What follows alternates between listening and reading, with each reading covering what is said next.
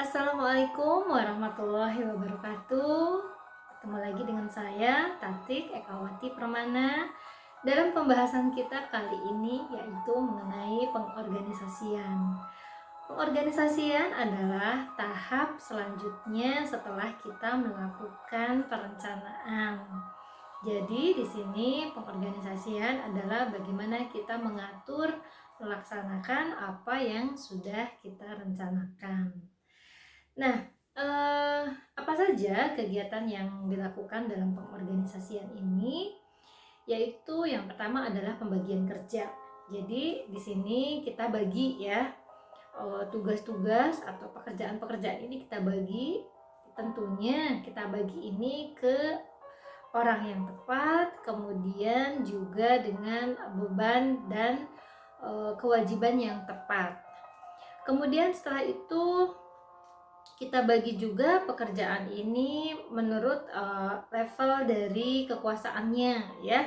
Nah, jadi bagaimana setiap anggota-anggota organisasi ini mempunyai tanggung jawab dan wewenangnya ya. Nah, jadi itu kita bagi berdasarkan level kekuasaannya. Kemudian kita bagi juga dalam pengelompokan tugas ya. Jadi kita bagi juga menurut mekanisme koordinasi kegiatan individu atau kelompok.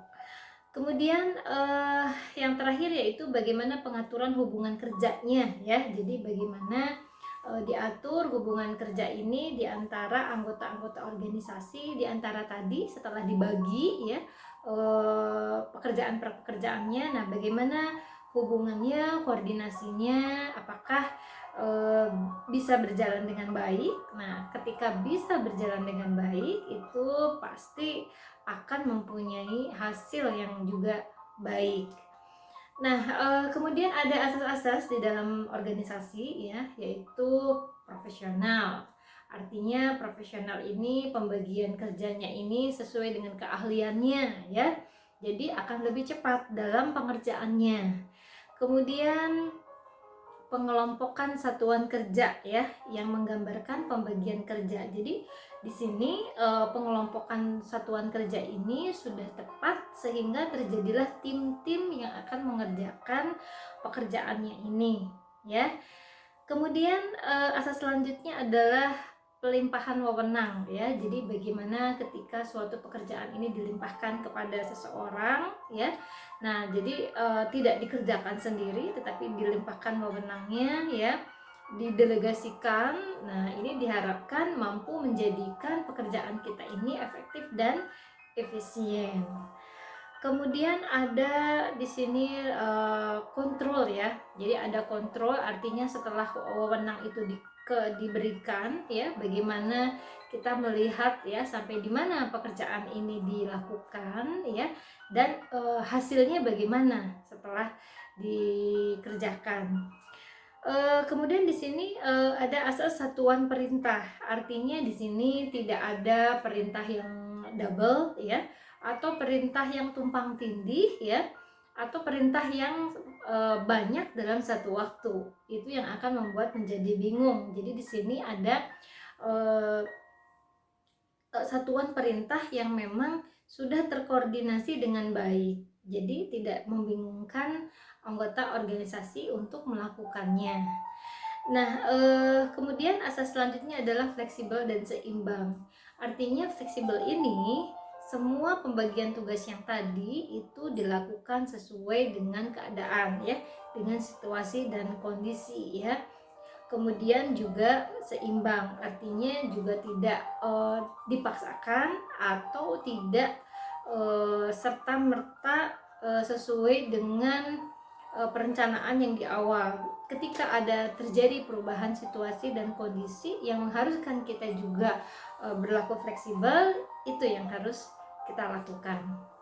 Nah, di sini ada bentuk-bentuk pengorganisasian ya. Yang pertama yaitu organisasi lini. Kalau organisasi ini lini ini pembagian tugasnya berpusat pada atasan ya. Jadi di sini atasan yang memberikan perintah-perintah dan anggota-anggota organisasi di sini hanya menjalankan saja. Ini lebih mudah ya karena ada satu komando, kemudian juga lebih cepat karena tidak ada tidak ada perumusan, tetapi satu arah itu ya dari atasan ke bawahan perintahnya.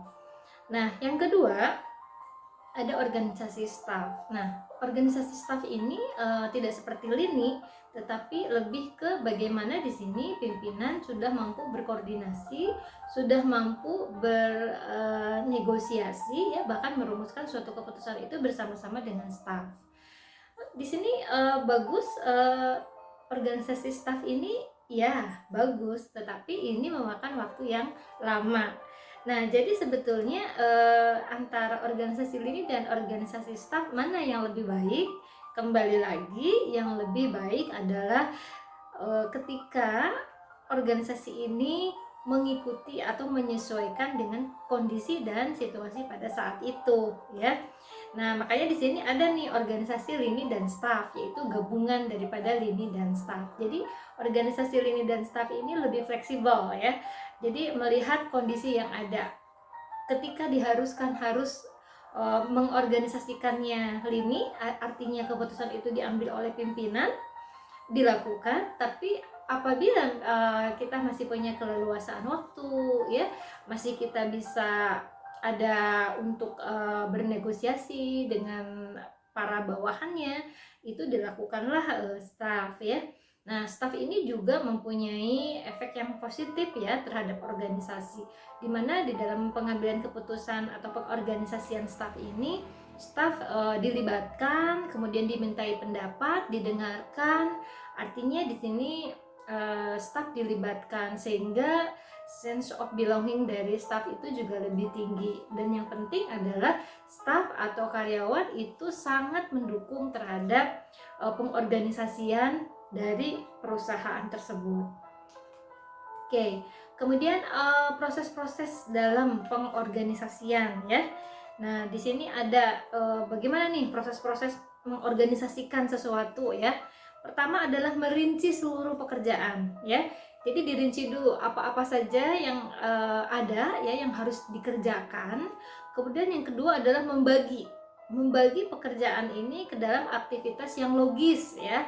Jadi dibagi apakah harus rata? Tidak, ya, tetapi kita sesuaikan dengan kemampuan para anggota-anggota organisasi kita. Jadi ini dibagi sesuai dengan kemampuan daripada anggota organisasi kita. Dan pimpinan yang baik adalah pimpinan yang sangat mengenal anggota-anggota organisasinya. Tahap berikutnya adalah mengkombinasikan pekerjaan ini. Nah, apabila misalnya pekerjaan 1 dengan pekerjaan 3 ini bisa disatukan atau bisa di combine gitu ya. Nah, ini jadi dikombinasikan. Jadi tidak harus pembagian kerjanya A B C D, tetapi bisa ini dikombinasikan sehingga apa? Sehingga bisa berjalan lebih cepat. Dan kalau bisa dilakukan dengan cepat, dengan baik, artinya kita lebih efisien. Nah, selanjutnya adalah penempatan mekanisme untuk mengkoordinasikan pekerja, ya. Jadi di sini ada penempatan bagaimana mekanisme ini harus dilakukan untuk mengkoordinasikan para anggota organisasi ini, ya, supaya nanti ada kesatuan yang harmonis, ya, supaya nanti ada satu suara, ada satu ritme yang sama dalam melakukan suatu pekerjaan. Dan yang terakhir adalah memonitor efektivitas dari organisasi, ya, dalam pengambilan langkah-langkah yang tadi. Jadi di sini harus dimonitor, harus diawasi, harus dikontrol bagaimana supaya jalannya ini terkendali dengan baik, begitu. Nah, dalam setiap organisasi ini ada beberapa hal untuk mengembangkan efektivitasnya, ya. Yang pertama ini adalah keterlibatan dari seluruh anggota organisasi, ya. Itu sangat penting. Kenapa? Karena ketika semua anggota organisasi ini terlibat, laju daripada pengorganisasian ini akan semakin baik. Kenapa? Karena semua ikut ambil bagian, ikut mensukseskan dan ikut menghasilkan, serta nanti ketika ada hasil pun juga ikut sama-sama saling menikmati. Di sini ada kebersamaan. Kemudian yang selanjutnya adalah adaptasi ya. Jadi adaptasi ini di sini bagaimana semua anggota organisasi ini beradaptasi pada pekerjaannya, mampu menyesuaikan diri dengan baik, dan akhirnya mampu mengerjakan pekerjaannya dengan baik, dan tentunya nanti akan mendapatkan hasil yang baik. Kemudian adalah misi ya. Jadi misinya ini seperti apa, mau bagaimana. Nah, misi yang baik adalah misi yang diketahui oleh seluruh anggota organisasi, kemudian direnungi, dipahami, dan dijalankan. Itu yang paling terbaik. Dan yang terakhir adalah yang menguatkan, yaitu konsistensi ya. Jadi bagaimana seluruh anggota dari organisasi ini mempunyai konsistensi yang baik, artinya tidak maju terlalu cepat atau lambat, atau sekarang dilakukan nanti besok tidak ya, tetapi di sini ada konsistensi, artinya berkesinambungan, sehingga laju dari pengorganisasian ini akan terus berlangsung. Nah, itu saja yang bisa saya sampaikan pada kesempatan kali ini dalam pengorganisasian. Sampai ketemu lagi dalam pembahasan berikutnya. Terima kasih atas perhatiannya. Wassalamualaikum warahmatullahi wabarakatuh.